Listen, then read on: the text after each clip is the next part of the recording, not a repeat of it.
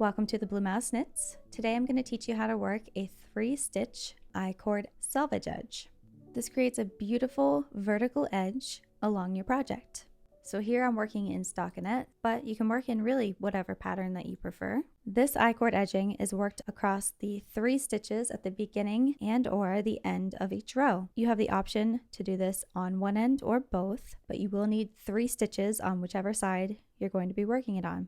So for the right side, we're going to begin with a slip-one purlwise with the yarn in back. So with the yarn in the back of our work right here. So go into the first stitch as if you were going to purl it. So into the front loop from right to left, but just slip it to your right hand needle. And now we're going to slip-one purlwise with the yarn in front. So I need to bring my yarn in between my needles to the front of my work. And now I'm also going to slip-one purlwise. So go into the next stitch as if you're going to purl it from right to left, but just slip it to your right hand needle. So go ahead and bring your yarn back in between your needles, the back of your work, knit one, and then work in pattern to the last 3 stitches, knit one, and now we're going to slip one purlwise with the yarn in front and purl one. So bring the yarn in between our needles to the front of our work, go into the next stitch as if you're going to purl it, so into the front loop from right to left, and just slip it to your right hand needle. And now this is going to seem counterintuitive, but purl the last stitch and turn your work. And bring your yarn around your needle to the back of your work. And for a wrong side row, we're going to begin with the slip-one purlwise with the yarn in back. So with the yarn held at the back of our work, so go into the first stitch from right to left as if you're going to purl it, but just slip it to your right hand needle, knit the next stitch.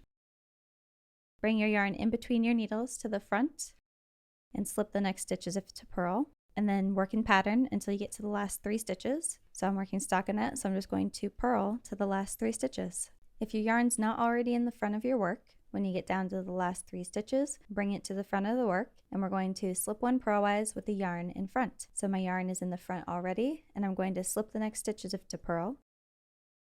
Now I'm going to bring my yarn in between my needles to the back and knit the next stitch, and then purl the last stitch. Go ahead and turn your work, and that's it. You just repeat those 2 rows for as long as your project is to create an icord edging. I'll show you a couple examples of what this looks like. So this is the right side of the work. And if I kind of roll it over, this is the wrong side. It creates a really beautiful selvage edge. It might tend to curl a little bit. I find that I can kind of block that out by wet blocking it and pinning it. Here's the left half of my work, the right side over to the wrong side. On a finer yarn, this is what it looks like from the right side. Not super noticeable, but it creates an icord braid, if you will, along the edge. Here's another example. This is from the wrong side of the work. It just kind of curls over from the right side here to the wrong side. So there you have it. That is how you work a 3-stitch icord selvage edge. Thank you so much for watching. If you enjoyed this video, please give it a like and subscribe for more tutorials.